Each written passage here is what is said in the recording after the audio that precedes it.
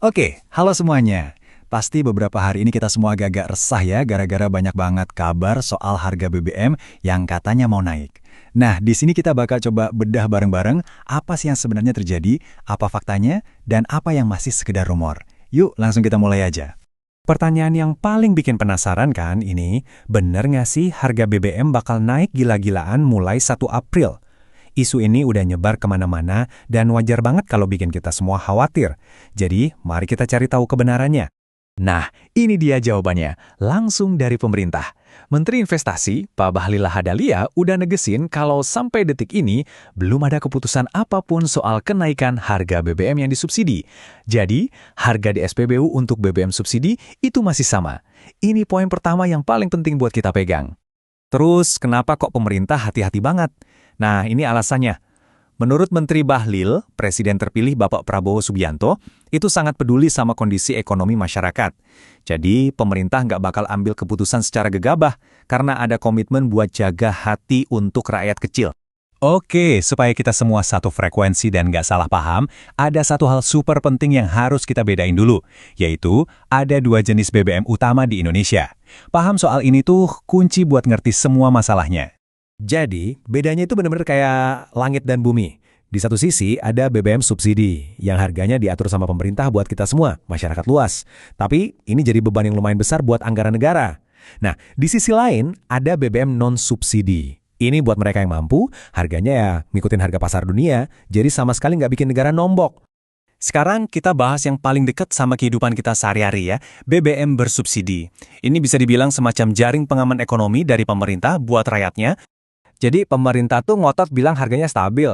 Kenapa? Ya simpel aja, tujuannya buat jagain dompet kita, menjaga daya beli masyarakat biar nggak anjlok. Makanya, keputusan apapun nanti katanya bakal selalu ngutamain kesejahteraan rakyat dulu. Tapi ceritanya nggak sesimpel itu teman-teman. Pemerintah juga lagi pusing karena ada tekanan berat dari pasar global. Konflik di sana-sini di luar negeri bikin harga minyak mentah dunia jadi mahal banget.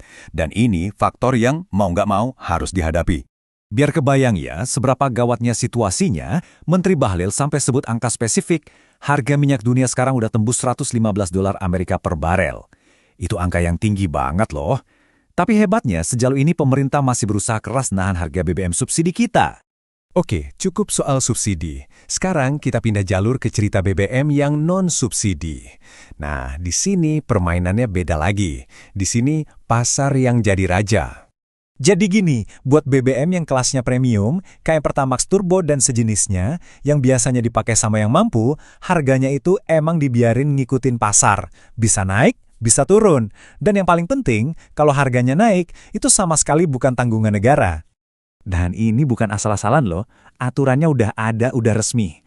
Ada peraturan Menteri ESDM dari tahun 2022 yang ngatur rumusnya, makanya harga BBM non-subsidi itu bisa otomatis naik turun sendiri, nggak perlu nunggu pengumuman heboh setiap saat.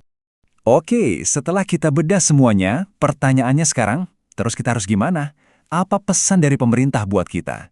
Pesannya tuh sebenarnya simpel banget, dan ada 3 poin utama. Pertama, kita semua diminta buat sabar dulu. Kedua, jangan percaya rumor, tunggu sampai ada pengumuman yang resmi dari pemerintah. Dan ketiga, kita diminta percaya kalau keputusan finalnya nanti bakal mikirin kepentingan rakyat banyak. Pak Menteri Bahlil sendiri bahkan pakai istilah yang gampang diingat.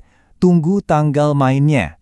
Ini kayak penegasan, kalau nanti bakal ada waktunya buat pengumuman, dan sekarang ini bukan waktunya buat nebak-nebak. Jadi intinya apa sih? Gini teman-teman, rumor, ya tetap rumor. Kabar burung, yang pasti dan harus kita ingat, keputusan final soal harga BBM bersubsidi itu belum dibuat, titik. Jadi jangan gampang panik sama info-info yang nggak jelas sumbernya. Nah, semua ini akhirnya ngebawa kita ke satu pertanyaan yang lebih dalam lagi. Dan ini bukan cuma soal hari ini aja. Di antara ngasih subsidi buat melindungi rakyat, sama ngikutin harga pasar yang realistis, gimana caranya sebuah negara bisa nemuin titik tengah yang pas buat masa depannya? Wah, ini tantangan besar yang akan selalu ada. Terima kasih banyak udah menyimak.